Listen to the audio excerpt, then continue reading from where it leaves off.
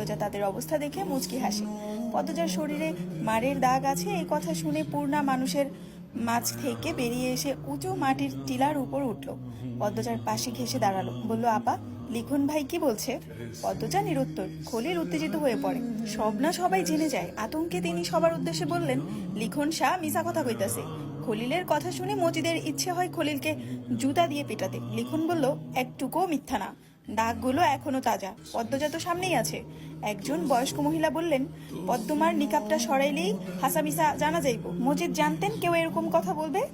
এখন প্রমাণিত হয়ে যাবে খলিল মিথ্যা বলেছে। মজিদের ভেতরটা থরথর করে কাঁপছে। তিনি কি করবেন কি বলবেন কিছু বুঝতে পারছেন না। পদ্মজা চেয়েছিল অন্যভাবে এই অধ্যায়ের সমাপ্তি করতে। যেহেতু সবার সম্মুখে সব প্রকাশ করার সুযোগ এসেছে, সেহেতু উচিত সব ফাঁস করে দেওয়া। এতে সব শুনে কেউ না কেউ মেয়েগুলোকে উদ্ধার করতে পদক্ষেপ নিতে পারে। সে পুরো নিকাব না খুলে শুধু মুখটা উন্মুক্ত করলো। তার মুখের স্পষ্ট কালশিটে দাগগুলো দেখে মানুষজনের কোলাহল বেড়ে যায়। সবাই ফিসফিসিয়ে কথা বলতে থাকে। পূর্ণা পদ্মজার গালের একটা ক্ষত দেখেছে, শুনেছিল সে দুর্ঘটনায় এমন হয়েছে। নখ ডেবে যাওয়ার দুটো দাগ আর চোখের অবস্থা দেখে তার বুকটা ছ্যাদ করে ওঠে। সে পদ্মজার সামনে এসে দাঁড়িয়ে নিকাব তুলে গলা দেখে চমকে যায়।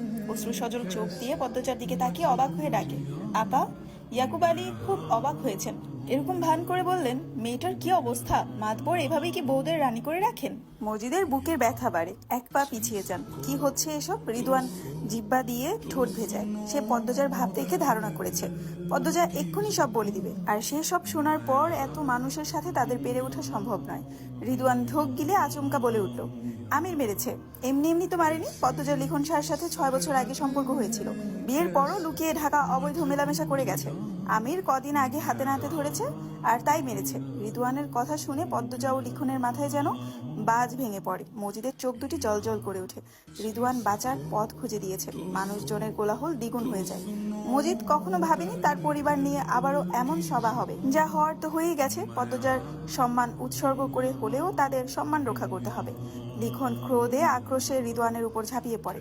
হাবু, জসিম সহ আরো কয়েকজন লিখনকে আটকায়। লিখন চেঁচিয়ে বলে, মিথ্যাবাদী।